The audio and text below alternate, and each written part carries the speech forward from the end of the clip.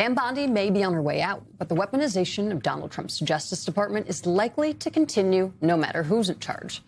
Few know that better than our next guest. It's been almost a year since Democratic Congresswoman LaMonica McIver was federally charged with assaulting immigration officers in this chaotic confrontation in New Jersey. It happened during an attempt to conduct congressional oversight at an immigration facility in Newark. This week, McIver asked an appeals court to dismiss those charges. The New York Times writes today, quote, McIver's life has been consumed by a case now playing out in the U.S. Court of Appeals for the Third Circuit that most of her colleagues and the public have put in the rearview mirror. Yet its outcome could carry major legal implications.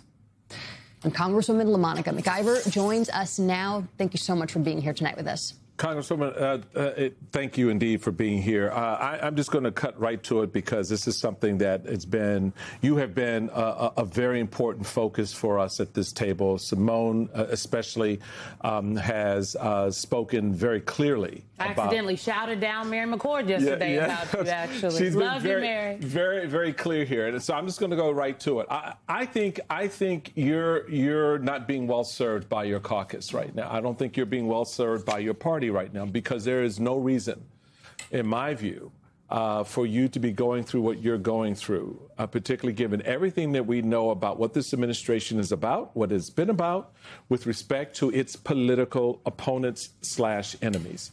And the fact that you are still dangling here, having to go through this process and make the appeals, and hopefully the courts will rescue you from this stupid. I wanted to get your thoughts on, do you think you've been sufficiently defended and supported? And what more can all of us do to make sure that this ends? Because it makes no sense at all. The facts don't stand up against the reality here. Well, thank you so much, Michael, for that. And it's good to see you, Simone. Good to see you, Jackie. Look, I think there's a lot more that can be done, obviously, right? We need more resources fighting this case. As I've mentioned multiple times on the show with you all, the case is extremely expensive.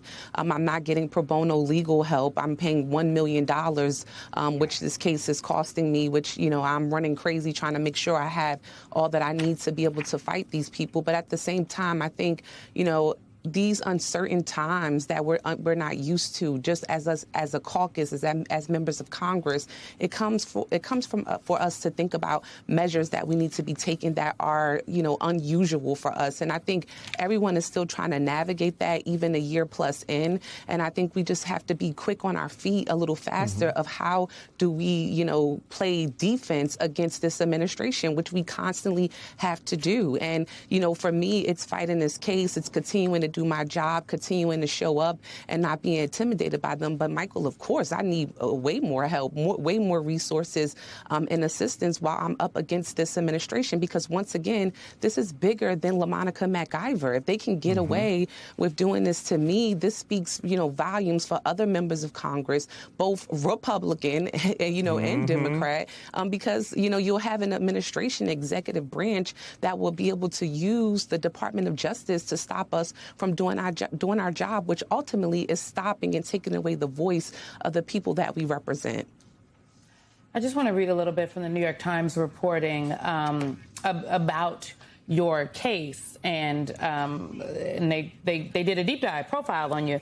This is a piece from it. For Ms. McIver, the personal and professional costs of fighting the charges have been high. She spends more than 20 hours a week in meetings with lawyers or raising money to pay for them. She has laid off campaign staff because she cannot afford to pay them and is relying on more volunteers instead. Not just me, but Mark Elias, every time we talk about the retribution and the targeting that this administration has been engaged in, he oftentimes reminds us of your case, because you were, in fact, the first, he argued. And I said at this table yesterday, you are a successful political prosecution. And Michael Steele and Mary told me to back up a little bit because you have not, your case is still going through the ringer. And I said, well, she is in an active case. You're facing 17 years in jail. My concern is that just like the Fed did not understand that the president attacking and singling out Lisa Cook was not just about Lisa Cook, it was about the entirety of the independence of the Federal Reserve. Your case is not just about you. It is about the entirety of the ability of members of Congress, Democrats and Republicans, to be covered under the speech and debate clause, to be covered by the Constitution, to not be threatened with jail or prosecution for doing your job. And I don't think the members understand that that is what's at stake here. Yeah, you're absolutely right, Simone. It's not just about me. It's about our complete establishment, right? And that's why I'm always reminding Republicans, like, you're laughing, thinking this is a joke and this is a game, watching what's happening to me. But Donald Trump is not going to be the president forever. And basically, he is trying to set this precedent that it's okay to basically prosecute a member of Congress for showing up to do their jobs. And this is something that can happen to Republicans as well if Donald Trump can get away with doing it to me. This is, once again, as I continue to say, Simone, I'm always trying to preach the point that it's just not about LaMonica MacIver. I am just an example or test run that Trump is using to try to see if he can get away with doing this to members of Congress in general. And so, you know, while we're trying to make people focus on that point and get them more involved and outraged about what's happening, because once again, not just about me, this is about the role that I have and the elected office that I have and me being able to conduct my job and do my job. Simone, Congresswoman, practiced this soliloquy on our editorial call, and I basically said I had no notes, and I maintain that I really have no notes there. But I'm wondering if you feel like the changing of the guards here with Pam Bondi's ousting, how this affects your case at all.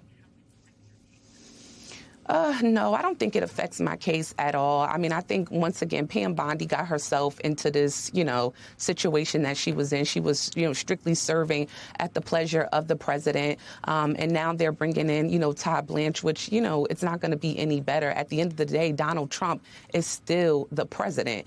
He is the problem, and they are going to continue to push his agenda. It's just, you know, mind-boggling to think someone like Pam Bondi, who was worshiping the feet of Donald Trump every chance she got, if she could not make him happy, who will be able to? You know, perhaps someone more savvier at worshiping him. But at the end of the day, he's still, you know, in charge. He's the commander in chief. And whoever is in these cabinet positions still is going to push his cruel and crazy agendas.